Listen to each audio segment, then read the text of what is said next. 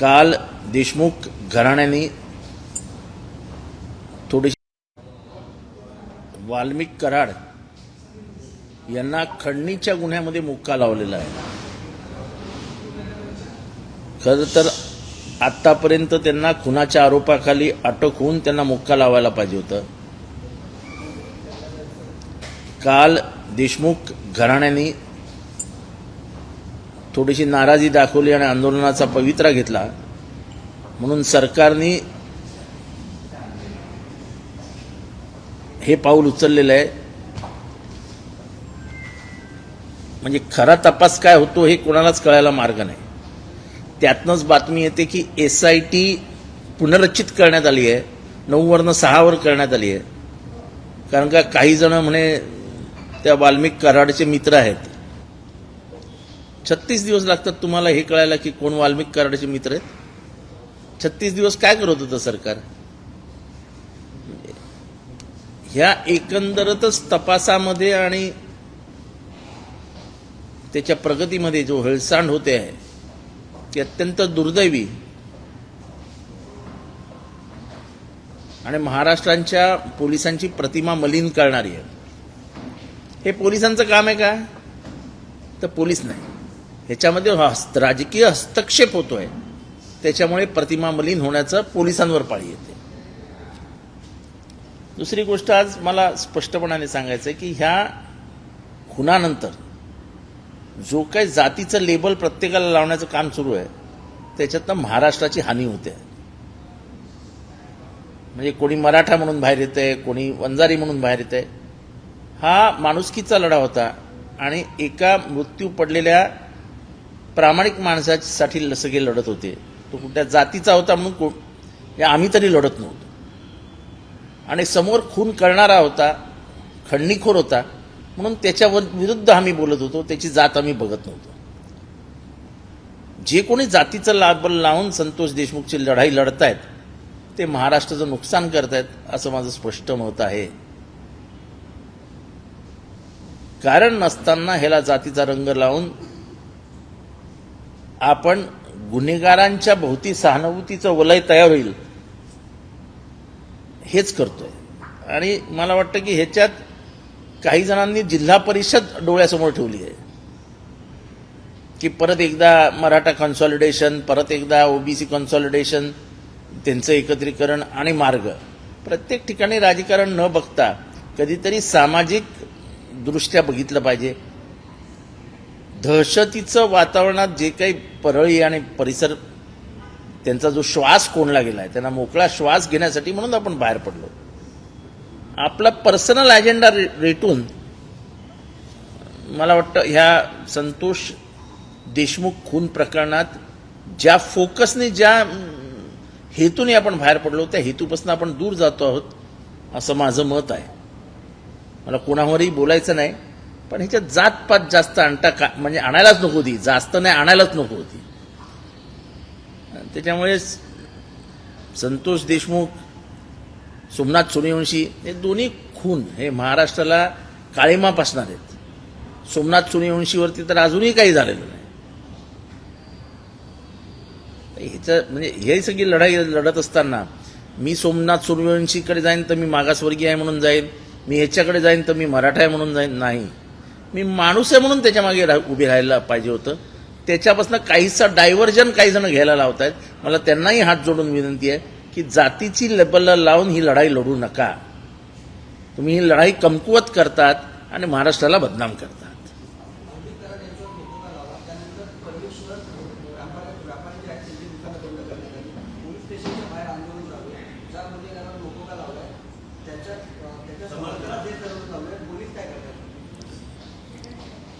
Police काय करतात? गोट्या गीते नावाचा जो गुंड आहे ज्याने 48 रिव्हॉल्वरच्या प्रकरणात, त्यांनी परवा पोलीस स्टेशनमध्ये जाऊन त्याच्यावरती 307 दाखल करा असं कोर्टाने सांगितल्यानंतर तो पोलीस स्टेशनला गेला आणि तिथे पोलिसांचा सत्कार केला। म्हणजे कालच कोणीतरी सांगितलं की परळी हे स्वतंत्र राज्य घोषित करा, राष्ट्र घोषित करा आणि तिथे धनंजय मुंडेंना पंतप्रधान करा। तर एवढंच राहिलं परळीमध्ये। आम्ही तेच म्हणत होतो ना तुम्हाला की जोपर्यंत हे मंत्रिमंडळात आहेत तोपर्यंत हे असं होणारच ना. पोलीस काही करणार नाहीत, म्हणजे धांगडधिंगा चालूच राहणार. त्याच्यामुळे धनंजय मुंडेंनी राजीनामा का द्यायचा ते ह्याचं कारण हे की पोलीस इंटरफिअरन्स, प्रेशर हे सगळं नील करायचं असेल तर धनंजय मुंडेंचा राजीनामा हा क्रमप्राप्त होता. पण आता इतकं भ्रष्टाचाराचं प्रकरण येऊ सुद्धा अजितदादांना प्रश्न विचारल्यानंतर ते असं काहीतरी सोंग घेऊन SIT, CID, CBI यांना सांगितलंय ना. तो प्रश्न काय आहे की वाल्मिक कराड यांनी गरीब शेतकऱ्यांकडनं पैसे घेतलेत आणि मंत्र्यांनी सांगितलंय की तुम्ही वाल्मिकांनाशी बोला. त्याचं काय करायचं आहे अजितदादा बोलायलाच तयार नाहीत. प्रश्न काय कुणाचा मारामारीचा नव्हता. पैसे घेतलेत की नाही तो घेतलेत. त्यांची कंप्लेंट का नाही घेतली जात? एरवी न्यायप्रिय असलेलं हे सरकार हा अन्याय होतोय, त्यांचा कंप्लेंट रजिस्टर होत नाही, याच्या विरुद्ध का नाही बोलत आहे? आणि इतका मोठा भ्रष्टाचाराचा आरोप होतोय की वाल्मिक कराडांनी त्यांच्या बंगल्यावरनं निघून सह्याद्री रेस्ट हाऊसला मिटिंग घेतली आणि नंतर वेगवेगळ्या हॉटेलमध्ये बसून पैसे घेतले.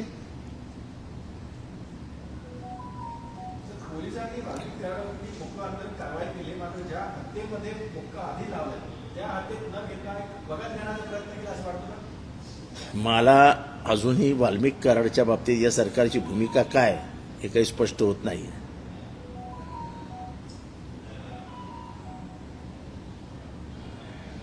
त्याच्यामुळे आम्ही मुक्का कशासाठी का लावला, कशासाठी लावला हा प्रश्नचिन्ह माझ्यासमोर पण आहे.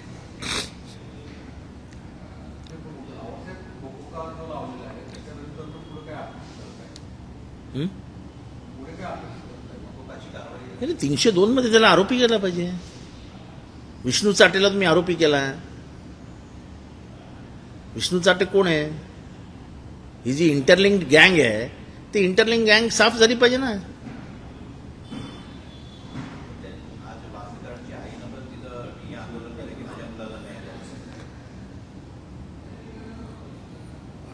कुणाची आई करत असेल तर आईला आपला पोरगा प्रियच असतो ना. आई आई असते हो.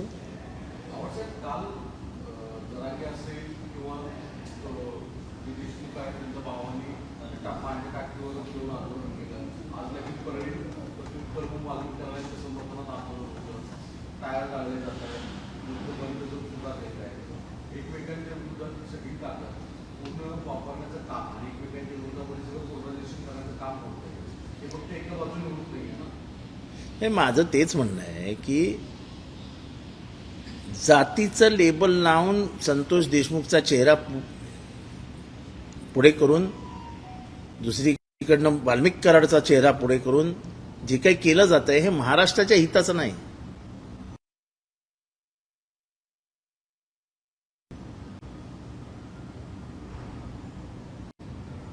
संतोष देशमुखला चा खून झाला, त्याच्या पोराबाळांना न्याय मिळाला पाहिजे. याच्यासाठी आमच्यासारखी माणसं मध्ये उतरली. आम्ही जातपात बघितली नाही.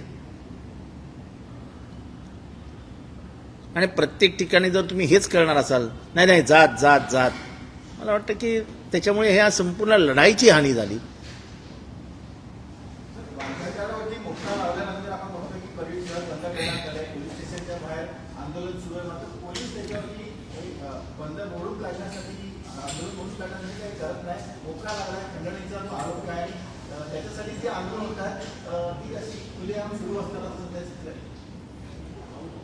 अजूनही अर्धे पोलीस स्टेशनचे अधिकारी वाल्मिक कराडने आणलेलेच अधिकारी आहेत. खेडकर नावाचा जो अधिकारी आहे वाल्मिक कराडने आणलेला अधिकारी, तो अजूनही तिथेच बसलाय. त्याच्या पोलीस स्टेशनच्या बाहेर जर आंदोलन झालं तर कोण काय करणार आहे? करणार काय करणार?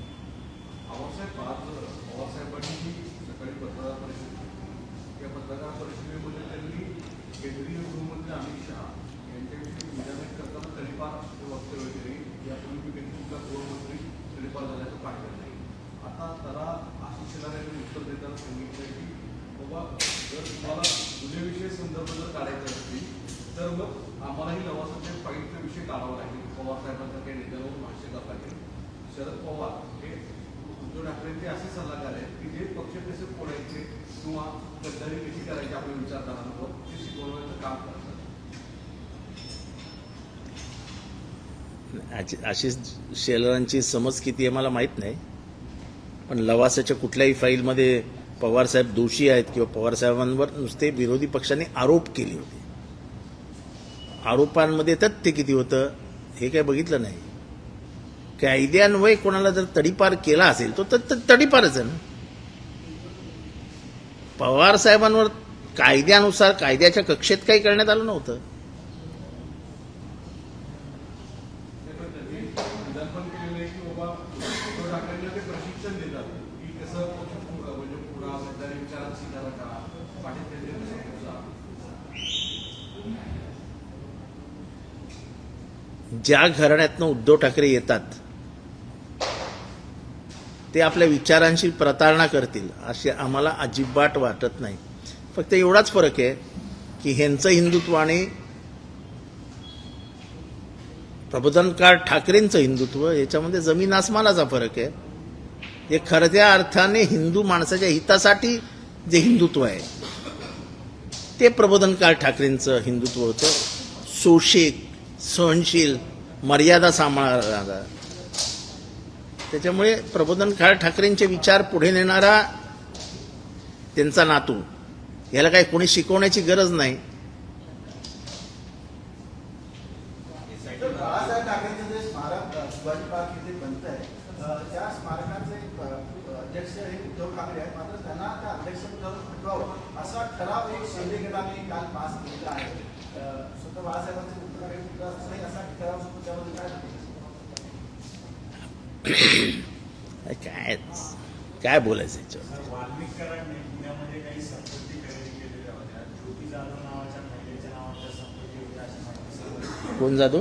ज्योती जाधव नावाची महिला आहे, त्या संदर्भात तिथं चौकशी करण्यात आली. 2 प्रॉपर्टीज आहेत तिथं तपास करण्यात आलेला आहे आणि त्यामध्ये वाल्मिक कराडचं इन्व्हेस्टमेंट असल्याची माहिती समजली. मला असं आहे की पहिली एक तर गोष्ट, माझा इंटरेस्ट हा फक्त त्याच्यावरती कुणाचा खटला दाखल व्हावा एवढाच आहे. त्याच्या प्रॉपर्ट्या किती आहेत, त्यांनी कुठे बनवल्या आहेत, कुठल्या बायका त्याच्यामध्ये आहेत, त्याच्याबरोबर किती बायका आहेत, मला काही घेणं देणं नाही. मी राजकारणामध्ये कोणावरतीही पर्सनल अटॅक करणार नाही. जे सामाजिकदृष्ट्या धोकादायक आहे, जो खून आहे तो खून आहे. त्या खुनासाठी मी भांडत होतो आणि भांडत राहील. तुम्ही मगाशी शेतकऱ्यांबद्दल उल्लेख केला आहे. त्या शेतकऱ्यांनी वाल्मिक कराडची तक्रार अजितदादांकडे घेऊन गेली. नाही, मला आश्चर्य वाटतं. त्या शेतकऱ्यांना हे असं बोललं, असं त्या शेतकऱ्यांचं स्टेटमेंट आहे. अजितदादा हे बोलू शकतात कोणाला, हे व्हॉट येतं ठीक आहे, ते अजितदादा आहेत, ते मालक आहेत महाराष्ट्राचे.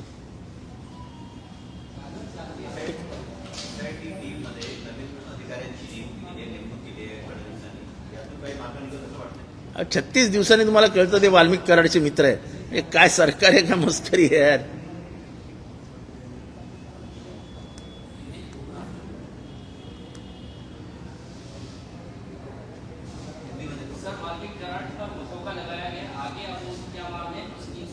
अरे देखो, ऐसा है कि उसके ऊपर जो मोकोका लगाया है वो खींचतान के लगाया है.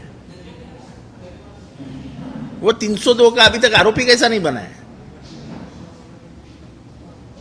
ये जो वसूली का जो मामला है वो और हत्या का मामला तुम अलग नहीं कर सकते हो. वो बिल्कुल चिपका हुआ मामला है. ये अलग करने की जो कोशिश हो रही है ये मुझे लगता है कि धोखादायक है. आरएसएस प्रमुख मोहन भागवत ने ये कहा कि राम मंदिर का निर्माण ही देश की असली आजादी है. 1 साल पूरे हुए राम मंदिर निर्माण को, क्योंकि उन्होंने आजादी का विरोध किया था. ये बात सच है, उनको जो आजादी लगती है, क्योंकि जो आजादी हम जानते हैं, हमें संविधान मिला, भारत में से अंग्रेज चले गए, उन अंग्रेजों को साथ दे लेने वालों को आजादी कैसे लगेगी. वो तो पारतंत्र में ही रहना चाहते थे. वैसा लिख के भी दिया था उन्होंने. इसीलिए तो 1942 के आंदोलन को विरोध किया था उन्होंने. अब्दुल्ला ये कहते हैं, पीएम मोदी की तारीफ करते हुए दिनों दिखाई दे रहे हैं और कहते हैं कि पीएम मोदी ने दिल्ली और दिल की दूरी कम की है. कौन बोले? दिल्ली से दिल की दूरी कम की है. नहीं, मैंने सुना नहीं है। दिल्ली में आपके पक्ष में आपको सपोर्ट करा रहे हैं सरकार। तो पवार ये साहब ने ये कहा कि दिल्ली जो है वो अरविंद केजरीवाल का बेस रहा है और मैं ऐसा व्यक्तिगत तौर पे मानता हूँ कि दिल्ली में अरविंद केजरीवाल को सपोर्ट करना चाहिए। देखो, हमारी पार्टी की लाइन पवार साहब तय करते हैं, तो उसके ऊपर मैं क्यों भाष्य करूं? मेरा वैयक्तिक को तो कोई मत है नहीं। एक बार पवार साहब ने बोल दिया, अंतिम रिशा है वो।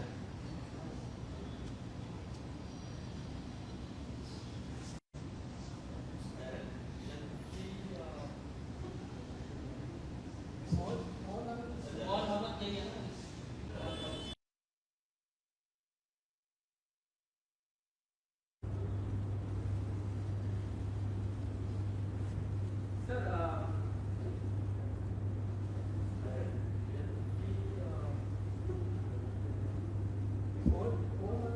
और मोहब्बत नहीं है ना।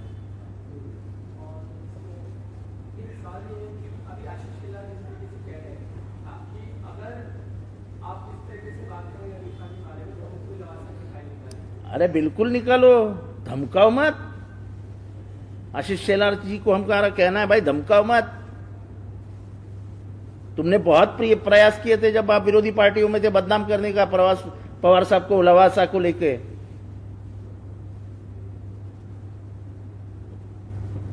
झूठ मूठ की बातें करके किसी को बदनाम करना, ये बीजेपी के खून में हमने बहुत साल से देखते आए हैं। देखो, तड़ीपार ये बात पवार साहब के मुंह से नहीं निकली है। कानूनन तौर पे उनको जो किया था तड़ीपार, उसके बारे में उन्होंने कहा तो गलत क्या कहा? उन्होंने खुद ढूंढ के नहीं लाया ना, ये ऐसा कुछ ढूंढ के नहीं लाया ना। जो कानूनन कार्रवाई हुई है उसके ऊपर उन्होंने कहा, अपने मन से तो उन्होंने कुछ नहीं कहा। जो तड़ीपार था तो उन्होंने कहा कि तड़ीपार थे, उन्होंने खूनी कहा गया कि ये खूनी है, तो फिर ज्यादती होती। तो सरकार ने जो कार्रवाई की थी उसके ऊपर उन्होंने, और सभी थे उसमें, कोर्ट ये वो सब इन्वॉल्व थे, तो कोर्ट को गाली दो ना फिर। अमित शाह जब पिछले दिनों शिरडी आए थे तो उन्होंने कहा कि शरद पवार ने ही महाराष्ट्र में जोड़ तोड़ की राजनीति शुरू की थी और अपने कार्यकर्ताओं को संबोधित करते हुए उन्होंने ये कहा कि हमें इतना सशक्त बनाइए कि पंचायत से लेकर पार्लियामेंट तक बीजेपी का झंडा हमको फहराना है और भविष्य में हमें इतना शक्तिशाली बनाइए कि कोई हमारे साथ विश्वासघात ना कर सके। अच्छी बात है, हर एक को ये चाहत होती है, जैसे लोगों के साथ उन्होंने किया, जैसे पार्टियों को तोड़ा।